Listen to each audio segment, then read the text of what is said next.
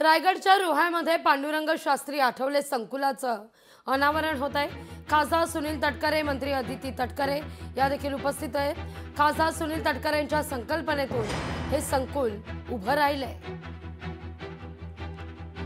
आमच्या सर्व रोहेकरांच्या आयुष्यातला एक विलक्षण आनंदाचा अभिमानाचा क्षण आहे। जगभरामध्ये स्वाध्याय परिवाराच्या माध्यमातून गीतेचं सार सांगणाऱ्या परमपूज्य पांडुरंग शास्त्री आठवलेंचं नाव आजच्या स्मारकाला देण्याचं संधी आम्हाला सर्वांना त्या ठिकाणी उपलब्ध झाली।